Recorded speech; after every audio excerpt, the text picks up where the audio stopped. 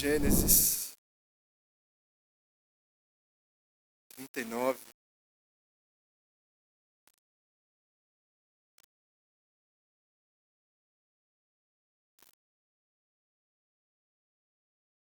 A partir da segunda parte do versículo 6 até o versículo 12 será o nosso texto de hoje. Gênesis 39,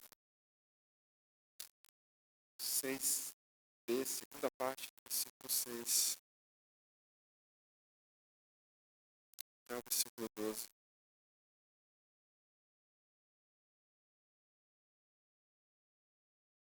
Assim diz a palavra do Senhor. José tinha um belo porte e boa aparência. Assim, depois de algum tempo, a mulher de Potifar pôs os olhos em José e lhe disse: venha para a cama comigo. Ele, porém, recusou e disse à mulher do seu dono: escute, o meu senhor não se preocupa com nada do que existe nessa casa, porque eu estou aqui. Tudo o que tem, ele passou às minhas mãos. Não há ninguém nessa casa que esteja acima de mim. Ele não me vedou nada, a não ser a senhora, porque é a mulher dele. Como, pois, cometeria eu tamanha maldade e pecaria contra Deus? Ela falava com José todos os dias, mas ele não lhe dava ouvidos, recusando-se a ir para a cama com ela e a ficar perto dela. Aconteceu, porém, que certo dia, José entrou na casa para fazer o seu serviço. E ninguém dos da casa se achava presente. Então ela o pegou pela roupa e lhe disse: venha para a cama comigo. Ele, porém, deixando a roupa nas mãos dela, saiu, fugindo para fora. Oremos mais uma vez. Senhor, como o nosso coração se enche de gratidão, de esperança, porque sabemos que nós nos encontramos em Tuas mãos, Senhor. Sabemos que é o Senhor que tem cuidado de nós. Sabemos que é o Senhor que nos sustenta. Sabemos que não temos capacidade para compreender a Tua vontade, nem sequer para ver a Tua boa mão em todos os momentos que ela está presente. Por isso pedimos, ó Pai, que nessa manhã o Senhor possa nos fazer enxergar a Tua graça. Que o Senhor nos faça enxergar o Teu Filho. Que o Senhor nos faça enxergar a Tua misericórdia através da Tua palavra. Mesmo diante da nossa cegueira, nos faz ver pela Tua graça. Em nome do Senhor Jesus. Amém. Como a vida é difícil, não é mesmo?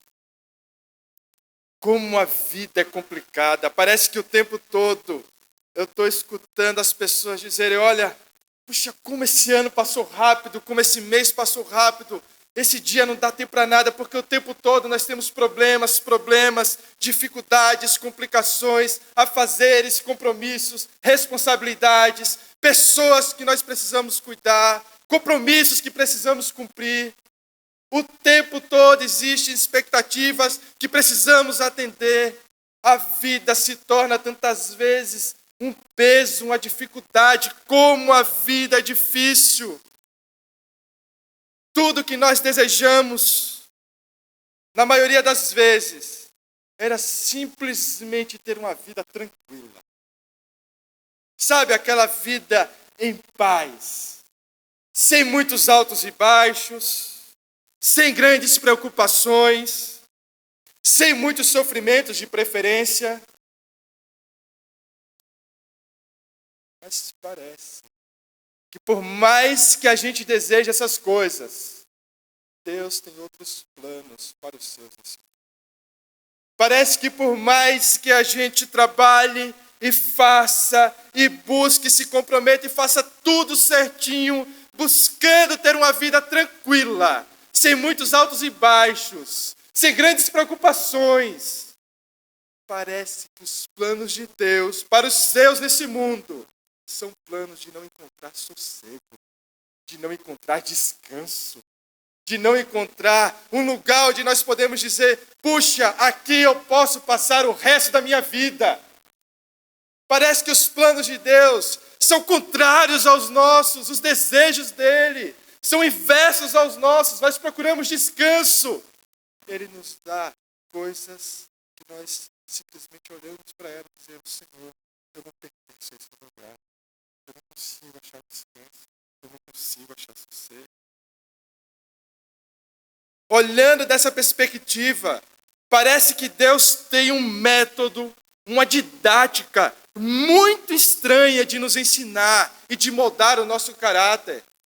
Parece que Deus tem uma forma muito esquisita de moldar as coisas para nos mostrar a dependência dele. Parece que Deus tem uma forma que para nós não é nada ortodoxa, de mostrar que só das mãos dele vem a bênção, só da mão dele vem graça. Parece que ele tem uma forma muito estranha de nos mostrar que pertencemos a ele.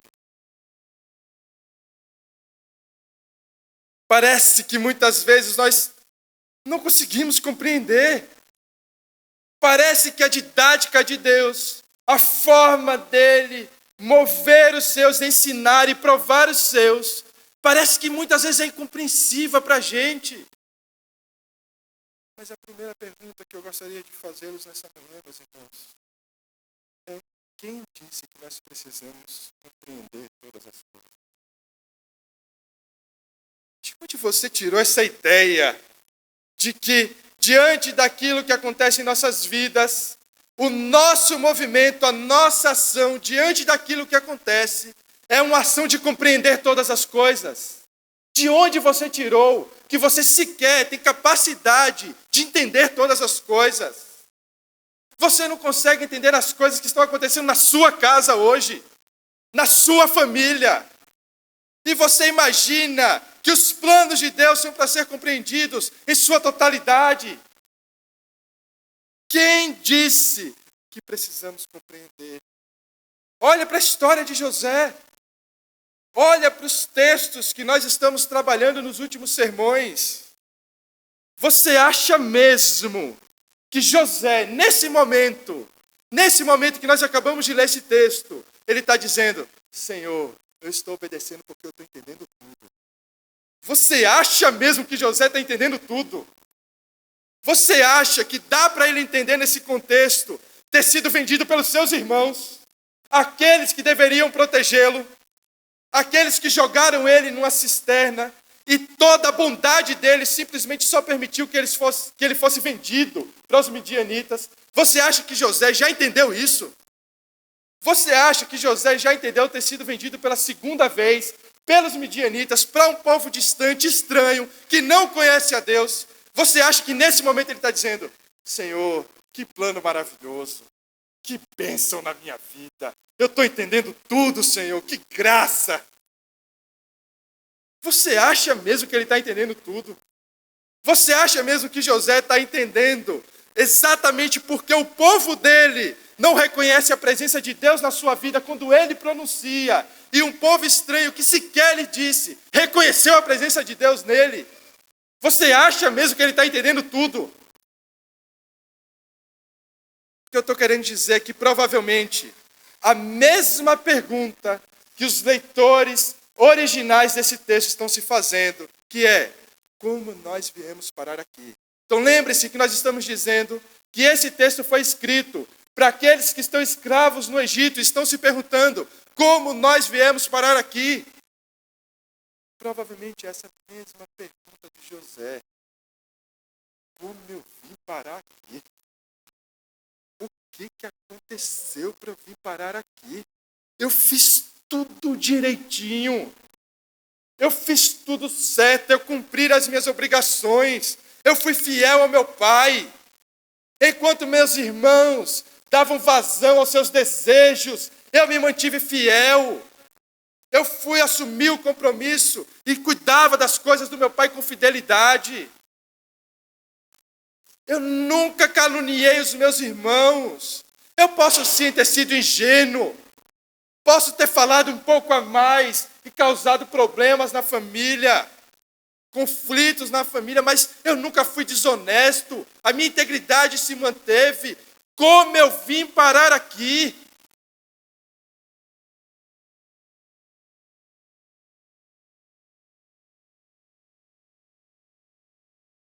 A pergunta que nós precisamos nos fazer ao olhar para a história de José, ao olhar para tudo que tem acontecido, é como manter a fidelidade, a integridade, quando não estamos entendendo absolutamente nada.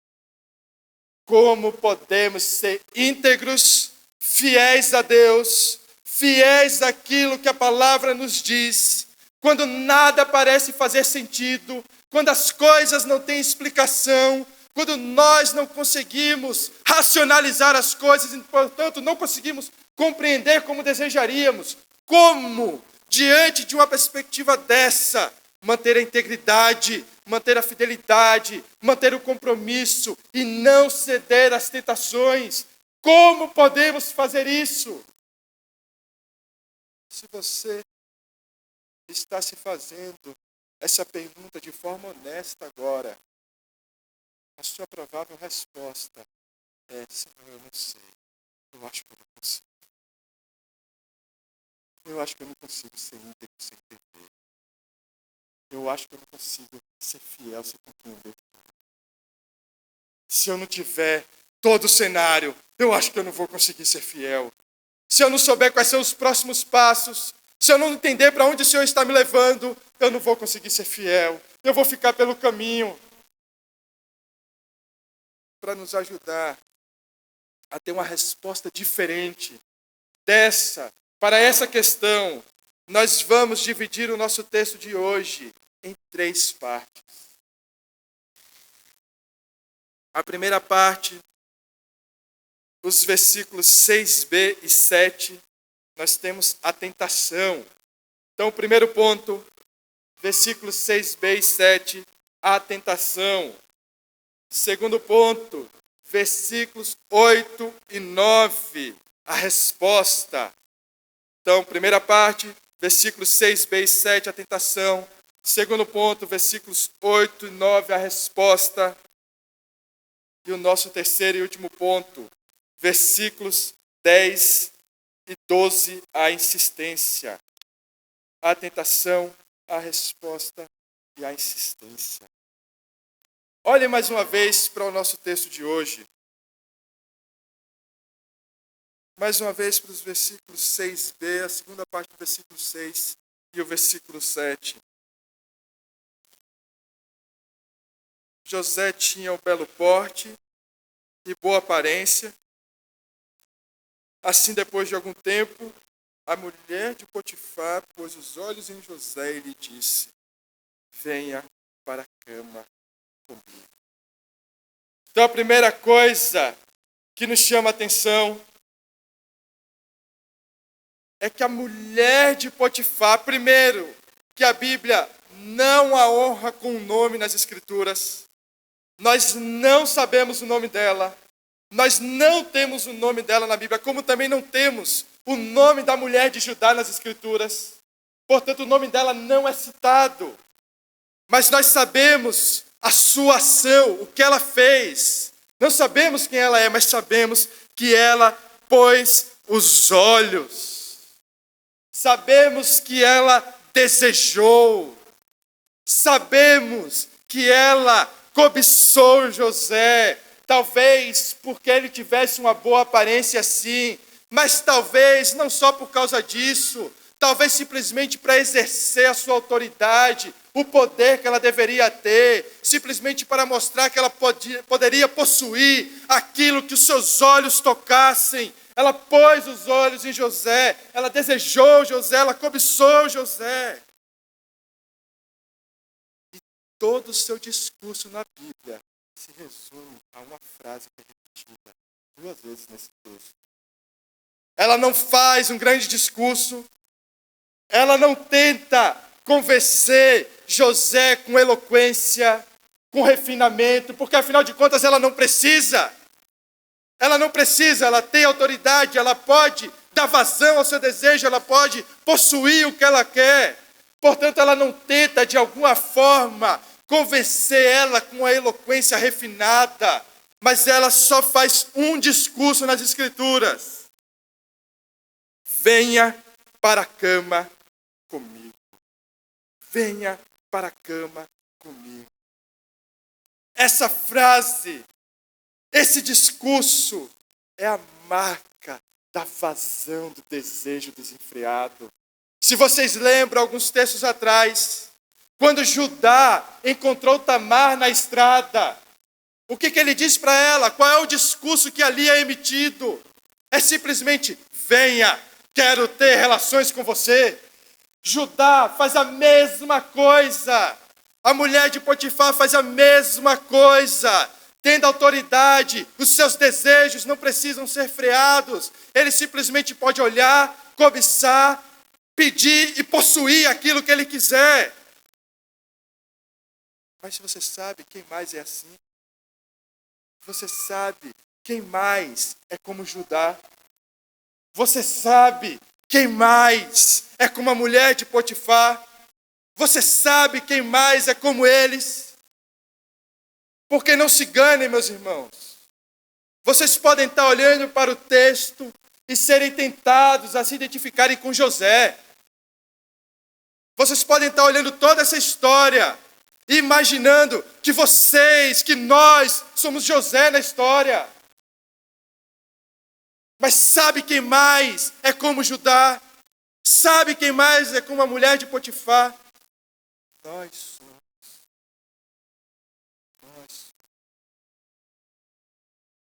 Nós somos exatamente assim. Quando achamos que as pessoas e as coisas só existem para servir aos nossos desejos. Nós somos exatamente como Judá.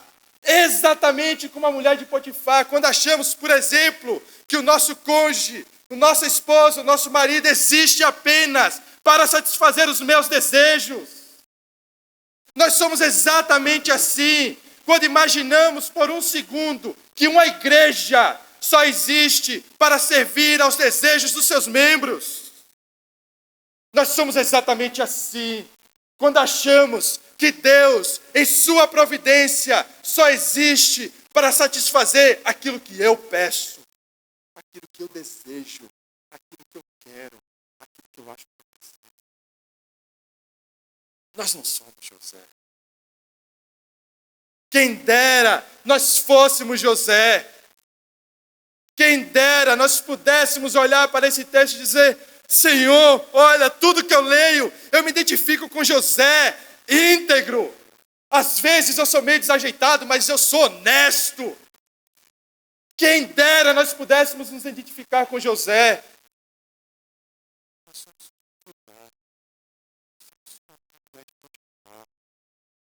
aquilo que os nossos olhos tocam, nós desejamos, nós cobiçamos.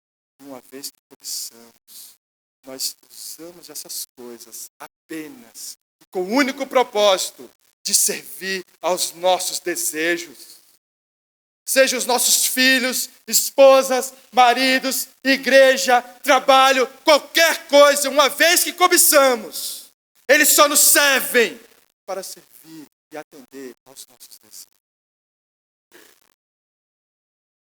O discurso dela é muito curto. É o discurso de alguém que não precisa convencer ninguém. Ela não precisa trabalhar a questão com ninguém. Ela simplesmente diz: venha para a cama comigo. Em contrapartida, o nosso segundo ponto do texto, o nosso sermão, nos versículos 8 a 9, mostra uma resposta diferente.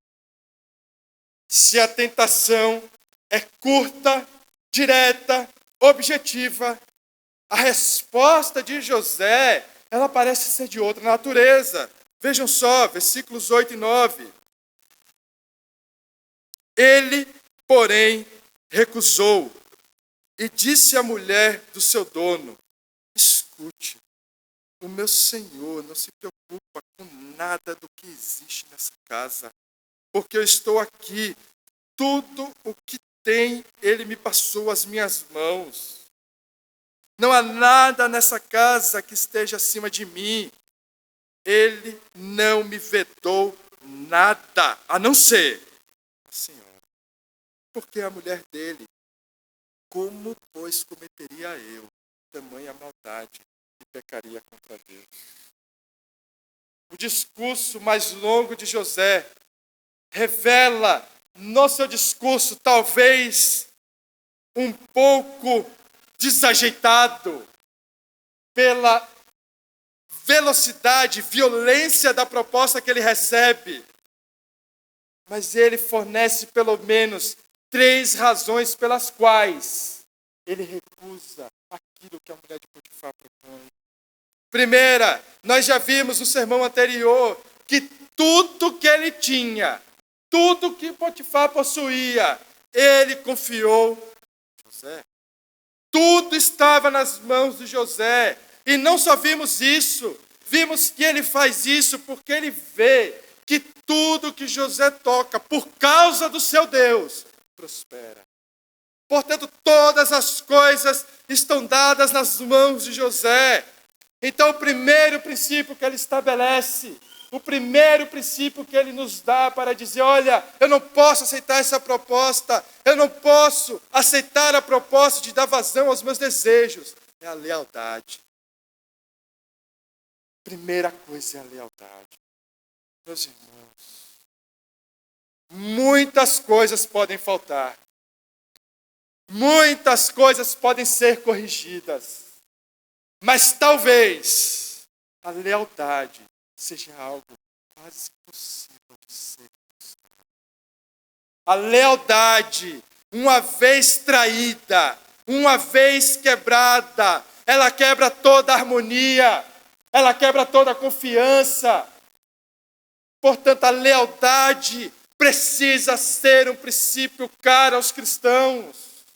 Nós falamos isso constantemente no presbitério dessa igreja.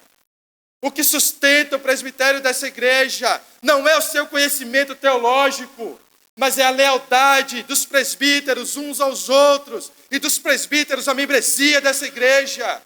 É a lealdade que sustenta esse presbitério.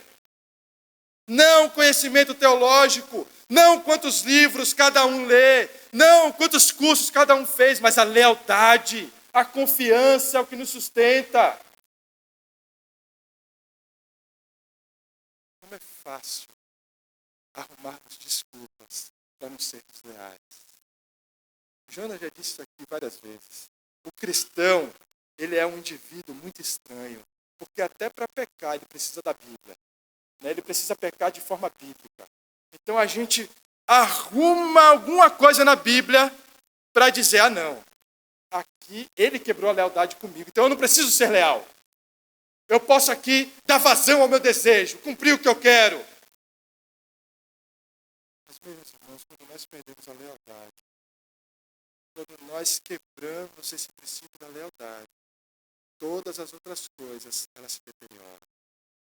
Portanto, a lealdade é o primeiro princípio que José estabelece. O segundo princípio está quando ele diz, a mulher, tu és a mulher dele.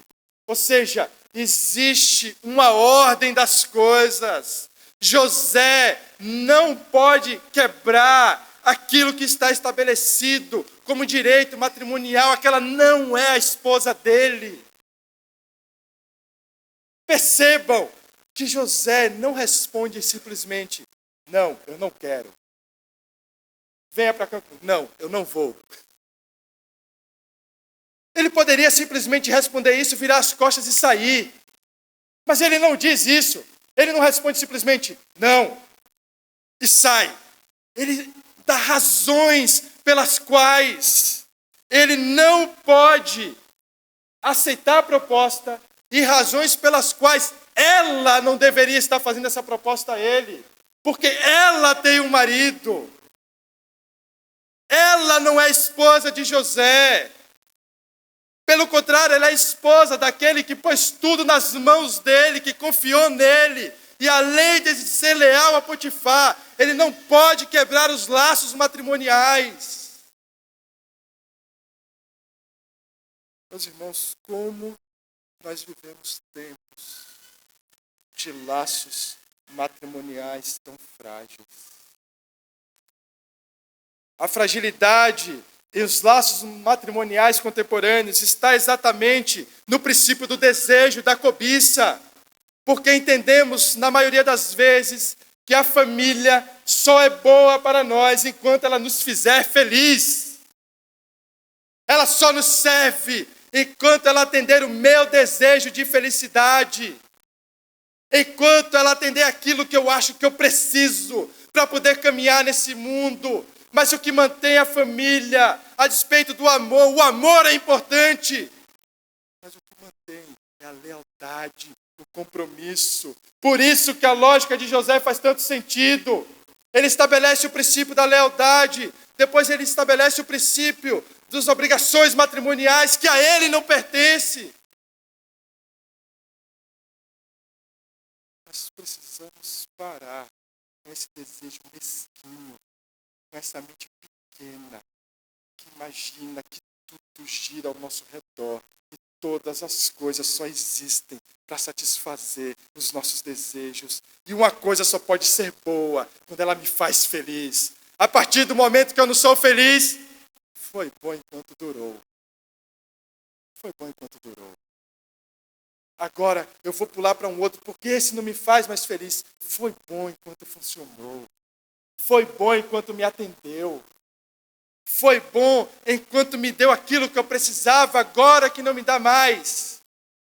Eu não preciso mais disso, eu preciso achar uma outra, e uma outra, e uma outra situação. Mas o que deve mais nos espantar é a conclusão, o terceiro ponto de José. Ele diz, primeiro, que ele é leal a Potifar. Segundo, que ela tem um marido, e o marido não é ele. E terceiro, a conclusão dele não é que ele pecaria contra Potifar. A conclusão dele não é que ele teria sua consciência pesada. A conclusão dele não é que a mulher pecaria contra seu marido. A conclusão dele é, por que pecaria eu assim contra Deus? Isso é o que muitas vezes nós, dentro da igreja, temos perdido de vista. Achamos que quando ofendemos o nosso irmão, ofendemos só a ele. E esquecemos que toda vez que ofendemos o nosso irmão, ofendemos a Deus. Achamos que quando pecamos uns contra os outros, pecamos só com os outros e esquecemos que toda vez que pecamos contra os outros, pecamos contra Deus. Todo pecado nesse mundo, acima de ser um pecado contra os homens, acima de ser uma violência contra você, acima de ser qualquer coisa que aconteça nesse mundo, é um pecado contra Deus. Toda ofensa nesse mundo é uma ofensa contra Deus. Portanto, José diz, eu sou leal a Potifar, eu sou leal aos laços matrimoniais. Como pecaria eu contra Deus? Meus irmãos, uma coisa que os cristãos nesse mundo não podem esquecer é que esse mundo é o mundo de Deus. Esse mundo não é o mundo dos homens. Esse mundo não é o mundo de Satanás. Esse mundo não é o mundo dos desejos carnais. Esse mundo não é o mundo da matéria corrompida. Mas esse mundo é o mundo de Deus. E por mais que as coisas estejam corrompidas pelo pecado, esse mundo é o mundo de Deus. Todas as coisas que aqui acontecem diante de Deus. Portanto, toda vez que você engana o seu cônjuge, os seus filhos, a sua igreja, os seus pastores, os seus amigos, você engana a Deus. Nós esquecemos disso.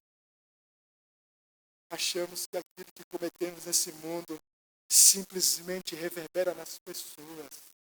E esquecemos que tudo aquilo que fazemos nesse mundo reverbera de uma forma ou de outra pela eternidade.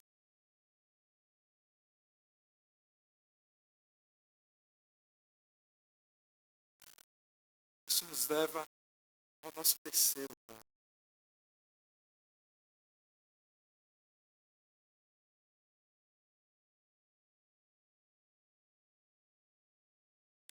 Mesmo depois de um longo discurso, pelo menos muito mais longo do que a tentação que foi ali estabelecida pela mulher de Potifar, parece que ela não desiste. Os desejos parecem que não podem ser freados. Observem os versículos 10 a 12. Ela falava com José todos os dias. Ela falava com José todos os dias. Mas ele não lhe dava ouvidos. Apenas um parênteses aqui, meu irmão, se você está lendo isso aqui e está dizendo, por que José não foi contar a Potifar? Por que ele simplesmente não foi contar ali? Ele pegou, olha, sua mulher está dando em cima de mim. Sua mulher me disse assim, ela olhou para mim e me disse, venha para a cama comigo. Para pensar, você acha que isso ia funcionar? Um escravo indo para a mulher do seu patrão, um governador do Egito dizendo, olha, sua mulher não te quer não. Ela está de olho em mim. Dá um jeito na tua mulher. É óbvio que isso não ia funcionar. Então o que ele faz? Ele simplesmente ignora. Ela falava com ele todos os dias. E ele simplesmente, Senhor, me ajuda, eu imagino isso. Me ajuda, que ela esqueça. Deixa eu ver se isso vai passar, eu vou ignorar. Ele continuava cumprindo seus compromissos com integridade, esperando que aquilo pudesse passar. Mas o texto continua, ela falava com ele todos os dias, mas ele não lhe dava ouvidos, recusando-se a ir para a cama com ela. E outro detalhe, e a ficar perto dela. Aqui mais uma pausa rápida. Tem muita gente que diante de uma tentação, muita gente que diante de um problema, diz assim, os outros são fracos, eu sou forte. Os outros, eles não conseguem resistir, mas eu sou super crente. Eu posso ficar do lado do problema. Pode acontecer tudo do meu lado, e eu vou me manter fiel. Eu sei que os outros não conseguem, mas eu consigo. E geralmente, esse indivíduo descobre da pior forma possível que ele é feito exatamente da mesma matéria que qualquer um. Portanto, não só José mostra integridade, como ele mostra a sabedoria que tantas vezes nos falta diante da tentação. Achamos que podemos permanecer perto dela sem sermos afetados por ela. Mas José não só ignorava o que estava sendo dito, e se recusava a ir para a cama, como evitava ficar perto dela. Ele não queria ficar perto dela. Ele não queria se expor a uma situação que ele sabia que poderia ser problemática. Portanto, irmãos, tantas vezes nos falta conhecimento da palavra, mas tantas vezes não é o conhecimento da palavra que nos falta, é sabedoria, é prudência que nos falta. É compreender a matéria da qual nós somos feitos e saber que nós não podemos estar expostos a situações que possam, em algum momento, nos fazer vacilar. Portanto, José, e o texto continua, José evitava ficar perto dela. Versículo 11. Aconteceu, porém, que certo dia José entrou na casa para fazer o seu serviço e ninguém dos de casa se achava presente. Parece que esse é um tema que se repete constantemente em Gênesis, né? É uma pessoa que disse, é alguém que estava no meio do caminho, E de repente ouviu, é alguém que ouviu Judá falando que ia subir para tosquear as ovelhas. E alguém foi dizer a Tamar. Sempre alguma coisa acontece de forma que parece ser estranha a providência de Deus. José entra na casa para fazer aquilo que é a sua função. Ele era o governador, o administrador de todas as coisas. Ele entra lá para cumprir aquilo que ele devia cumprir. De repente, ninguém dos da casa estava lá. Ele estava se recusando. Ele estava evitando ficar perto dela. Mas ainda assim, um belo dia, ele entra para fazer aquilo que ele faz todo dia. E de repente, não tinha ninguém lá. Não tinha ninguém lá. Estava só ele e a mulher.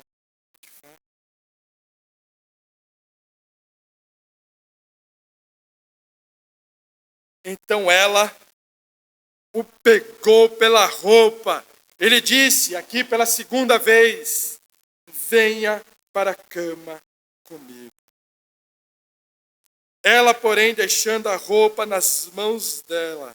Ele, porém, deixando as roupas nas mãos dela, saiu, fugindo para fora. Eu estava conversando aqui em cima com alguém sobre uma das abordagens desse sermão. Eu não sei se foi o João ou foi o Neu que me disse: sorte da mulher de Potifar que não era Judá.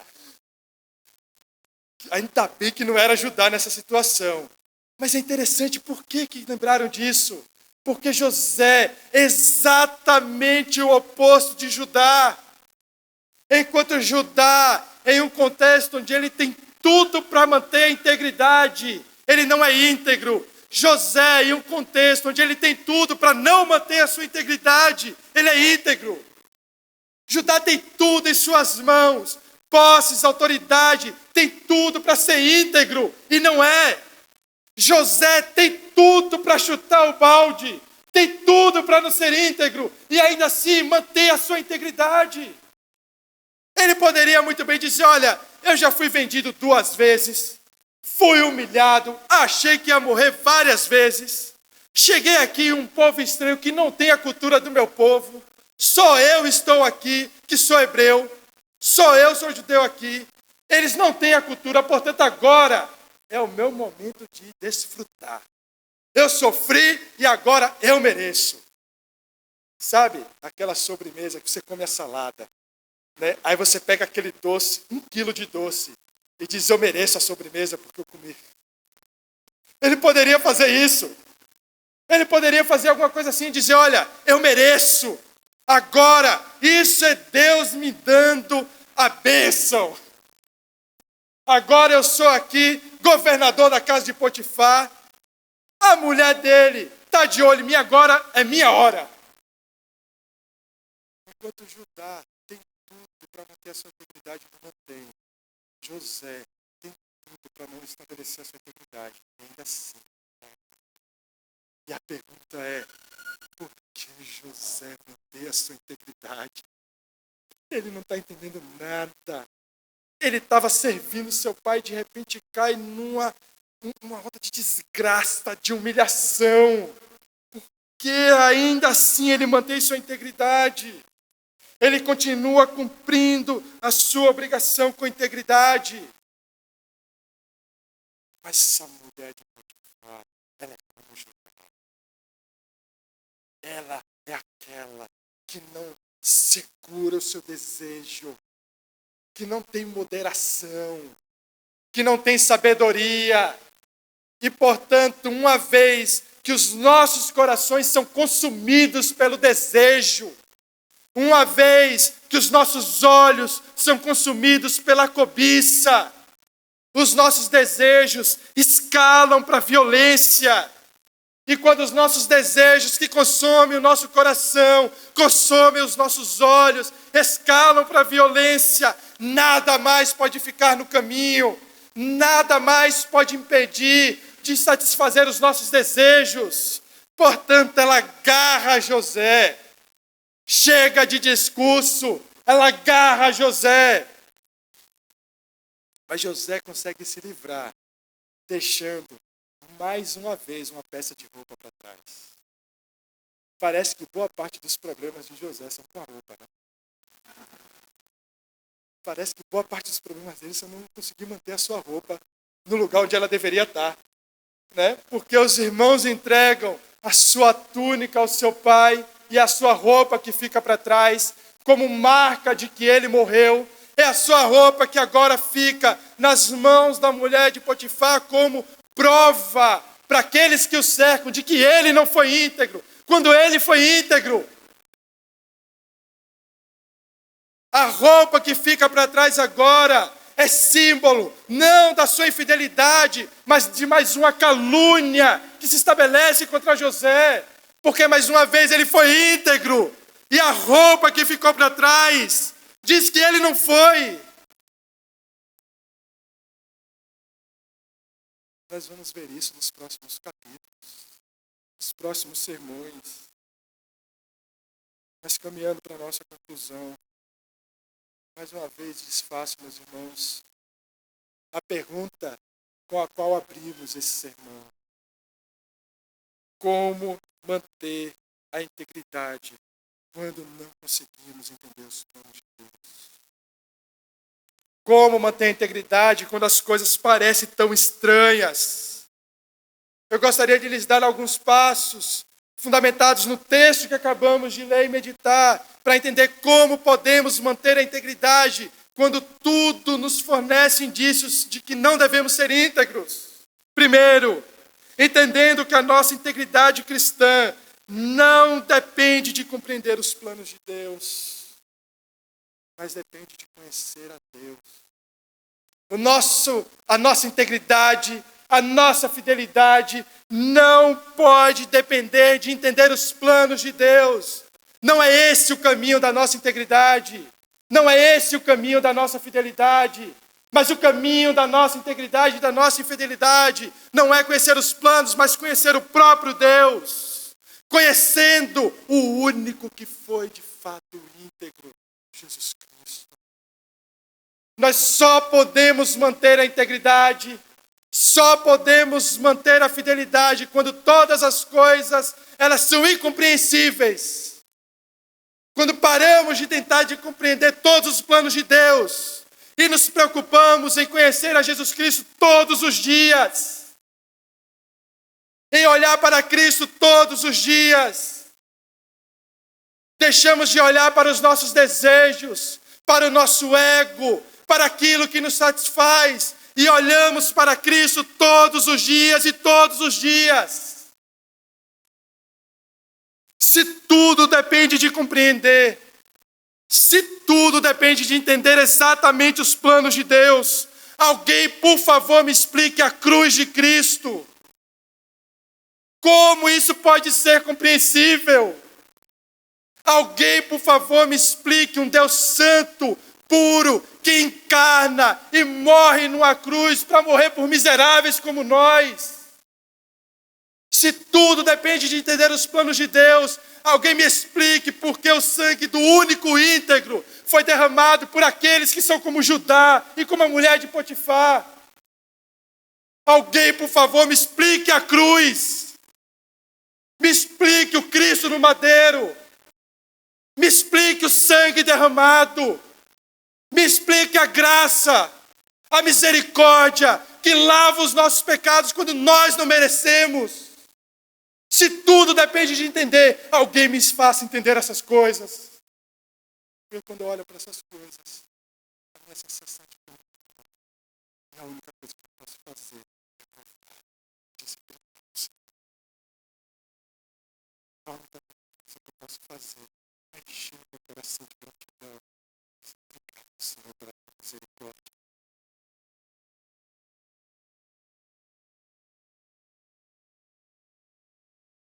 A integridade só pode ser mantida pelo reconhecimento de quem Deus é. Isso não vem pela nossa virtude, mas apenas pela virtude de Cristo. Apenas pela graça de Cristo. Apenas pelo sacrifício de Cristo. Apenas pela justiça de Cristo. Apenas pelo sangue de Cristo. A única coisa que você precisa, meu irmão, para ser íntegro, quando as coisas elas não fazem sentido, é lembrar que Cristo foi íntegro, pregado na cruz.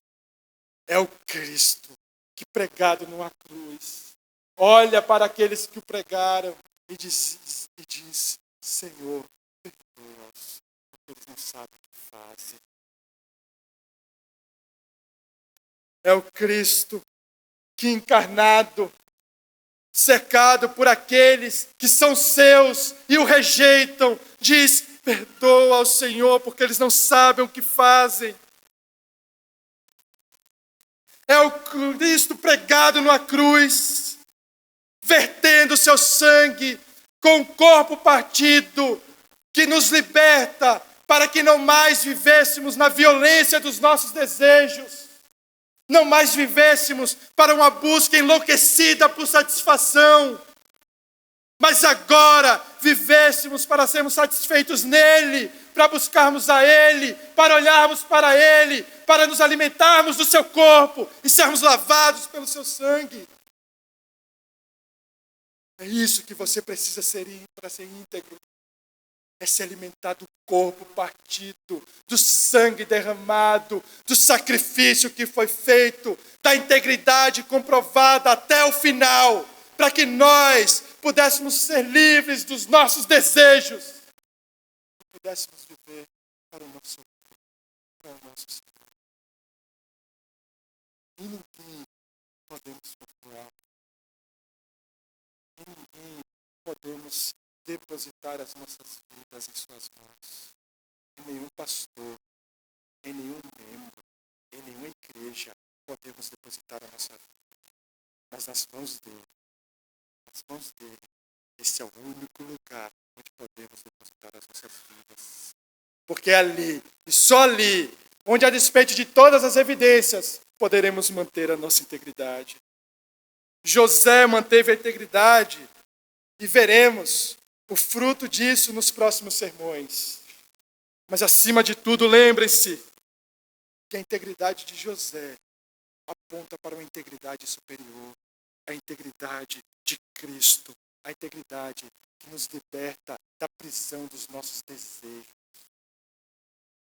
Por isso, meus irmãos, a minha palavra para você que nunca ouviu esse evangelho, a minha palavra para você que talvez nunca tenha ouvido o evangelho dessa forma, é: clame por misericórdia, clame por graça, não clame por força, por satisfação dos seus desejos, mas clame para que os seus olhos possam ver o Cristo pregado numa cruz, para que os seus olhos possam testemunhar não aquilo que te satisfaz, mas aquilo que satisfez a ira e a justiça de Deus.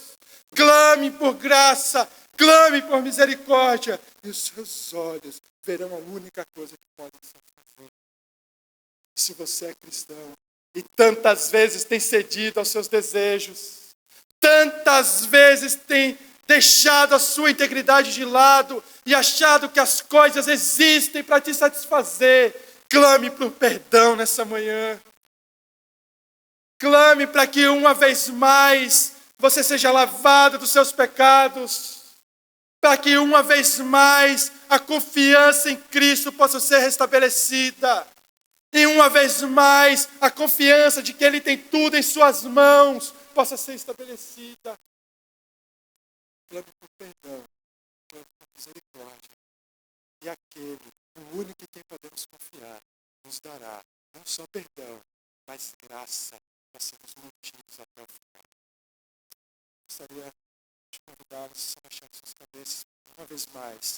Nós possamos orar ao Deus de toda graça, clamando juntos para que Ele nos sustente, para que Ele sustente a nossa integridade.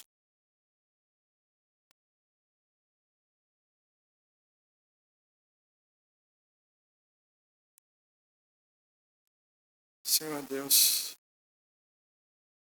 aqui estamos, Senhor. Quando olhamos para esse texto, sabemos, Senhor, que por mais que nós queiramos nos identificar com José, aquele que é íntegro, nós somos como um membro da família, como Judá. Nós somos como um daqueles membros que dão vazão aos seus desejos. Nós somos, Senhor, exatamente como a mulher de Potifar. Desejamos, cobiçamos, pedimos, mas pedimos segundo a nossa cobiça, pedimos segundo os nossos desejos. E na verdade pedimos e pedimos coisas porque não confiamos. Que embora a gente não possa entender todas as coisas, nós podemos te conhecer e saber que o Senhor é bom. Tudo que te pedimos, pedimos porque não confiamos em ti, Senhor. Primeiro somos gratos porque o Senhor não nos consome em juízo, mas nos cobre de graça, misericórdia e de perdão através do sangue de Cristo. Mas te clamamos, Senhor, não nos deixe em nossas prisões. Não nos deixe nas prisões dos nossos desejos. Não nos deixe aprisionados por uma satisfação própria, mas nos liberta. Nos liberta para que nós tenhamos fome de Ti, Senhor. Nos liberta para que nós tenhamos fome da Tua presença, fome de santidade, fome de lutar contra as tentações, de lutar contra o pecado, para que em tudo, possamos nos parecer mais com Cristo. Seja nas suas alegrias, seja nos seus sofrimentos, não importa. O que importa é que nos pareçamos cada vez mais com Cristo. Aquele que é o íntegro, pregado numa cruz, nos liberta de uma vez por todas. É isso que te pedimos, Senhor. Nos liberta dos nossos desejos. Em nome do Senhor Jesus. Amém.